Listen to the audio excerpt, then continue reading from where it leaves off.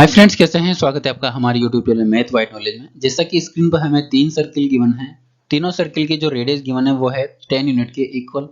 हमें इस क्वेश्चन में क्या करना है दोस्तों, जो मिडिल सर्किल है उसकी कोड ए बी की जो लेंथ है वो फाइंड आउट करनी है दोस्तों क्वेश्चन सोल्व करना आपको आ रहा है तो वीडियो को पॉज करिए और खुद से इसको सोल्व करके जो भी आंसर आता है उसे कमेंट बॉक्स में हमें रिप्लाई करें।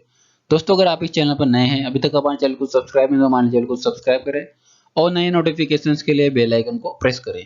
तो आइए इस क्वेश्चन को सोल्व करते हैं। दोस्तों कोड ए बी की लेंथ फाइंड आउट करने के लिए हम लोग क्या करेंगे, तीनों सर्किल के सेंटर पॉइंट्स को आपस में मिला देंगे और इन पॉइंट्स को नाम दे देंगे दोस्तों पी क्यू आर। हम जानते हैं दोस्तों तीनों सर्किल की रेडियस आपस में इक्वल है, तो यहां से यहां तक की जो डिस्टेंस होगी वो 10 यूनिट की इक्वल होगी और यहां से यहां तक की डिस्टेंस भी कितनी होगी, 10 यूनिट की इक्वल होगी।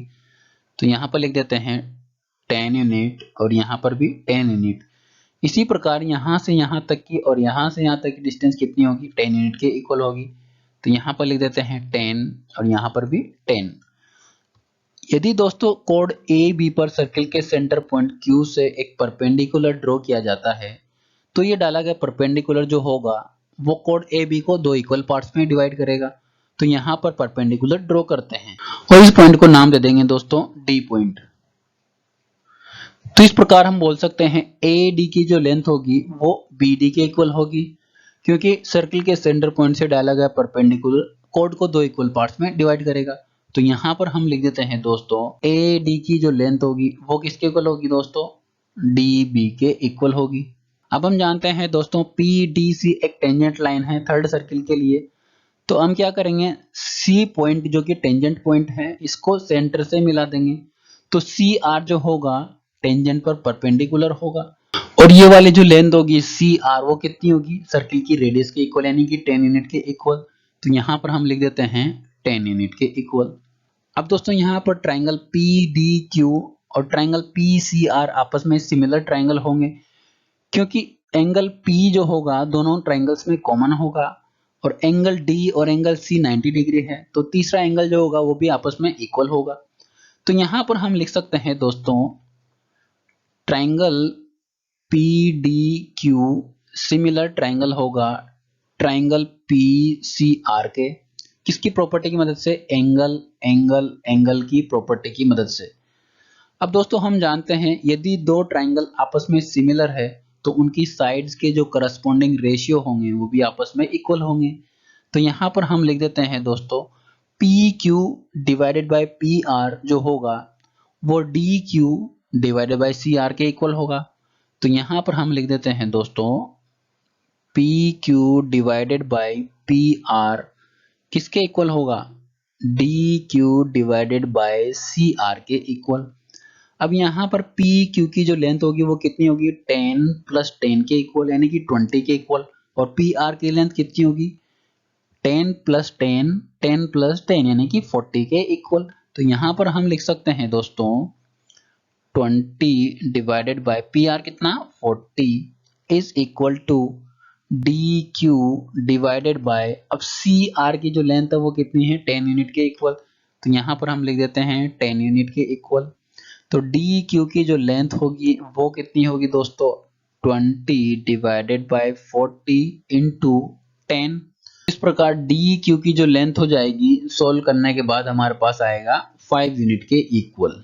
ठीक है, तो यहाँ पर डी क्यू की जो लेंथ आ गई वो कितनी आ गई 5 यूनिट के इक्वल आ गई। इसको इक्वेशन नंबर 1 नाम दे देते हैं। तो यहाँ पर हम लिख देते हैं डी क्यू कितना आ गया 5 यूनिट के इक्वल। अब हम क्या करेंगे दोस्तों, सर्किल के सेंटर पॉइंट Q को B से मिला देंगे। तो QB की जो लेंथ होगी वो कितनी होगी, सर्किल की रेडियस के इक्वल, और सर्किल की रेडियस कितनी है 10 यूनिट के इक्वल। तो यहाँ पर हम Q को B से मिला देंगे दोस्तों और इसकी जो लेंथ होगी वो कितनी होगी 10 यूनिट के इक्वल। इस प्रकार दोस्तों ट्राइंगल BDQ एक राइट एंगल ट्राइंगल नजर आ रहा होगा। इस राइट एंगल ट्राइंगल में हम पाइथागोरस थ्योरम अप्लाई कर सकते हैं। तो पाइथागोरस थ्योरम के अकॉर्डिंग हम लिख सकते हैं दोस्तों बी क्यू स्क्वायर वो किसके इक्वल होगा, B D square plus D Q square के इक्वल। हम जानते हैं दोस्तों बी डी की जो लेंथ है वो है 10 यूनिट के इक्वल जो कि रेडियस है, और डी क्यू की जो लेंथ है वो 5 यूनिट है, जो कि हमने फाइंड आउट की इक्वेशन नंबर 1 से। तो यहाँ पर बी डी की जो लेंथ है वो हम फाइंड आउट कर सकते हैं दोस्तों। तो यहाँ पर वैल्यूज को पुट करते हैं। बी क्यू कितना है, वो है 10, इसका square is equal to B D square plus D Q कितना है, वो है 5 यूनिट, इसका स्क्वायर। तो बी डी स्क्वायर हमारे पास कितना आ गया दोस्तों, 10 square minus 5 square is equal to 10 square कितना होता है 100 माइनस 5 स्क्वायर कितना होता है 25। तो बी डी स्क्वायर हमारे पास कितना आ जाएगा दोस्तों, वो आ जाएगा 75 के इक्वल।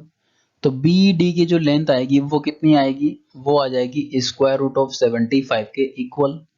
इसको सिंप्लीफाई करेंगे तो हमारे पास कितना आ जाएगा, बी डी वो आ जाएगा 5 स्क्वायर रूट ऑफ 3 यूनिट के इक्वल। इसको नाम दे देते हैं दोस्तों इक्वेशन नंबर 2। तो यहां से total length of A B हम लिख सकते हैं दोस्तों A D plus B D. तो यहां पर हम लिख देंगे दोस्तों ए बी की जो लेंथ होगी वो कितनी होगी, A D plus B D के इक्वल। और हम जानते हैं दोस्तों A D is equal to B D है। तो यहां पर ए डी की लेंथ की जगह हम क्या पुट कर देंगे, बी डी कर देंगे। तो ए बी हमारे पास कितना आ जाएगा, B D plus B D. तो इस प्रकार हम बोल सकते हैं ए बी की जो लेंथ होगी वो कितनी होगी, 2 टाइम्स ऑफ बी डी के इक्वल। तो ए बी हमारे पास कितना आ जाएगा, ए बी यदि बी डी की लेंथ हम पुट करते हैं इक्वेशन नंबर 2 से, तो हमारे पास ए बी कितना आ जाएगा, वो आ जाएगा 2 into 5 into square root of 3 के इक्वल। तो यहां से ए बी जो हमारे पास आएगा वो कितना आ जाएगा, 10 स्क्वायर रूट ऑफ 3 के इक्वल, जो कि हमें इस क्वेश्चन में फाइंड आउट करना था दोस्तों। तो इस प्रकार हमारे पास ए बी की जो लेंथ आ गई वो कितनी आ गई, 10 इंटू स्क्वायर रूट ऑफ 3 के इक्वल, जो कि हमें इस क्वेश्चन में फाइंड आउट करना था।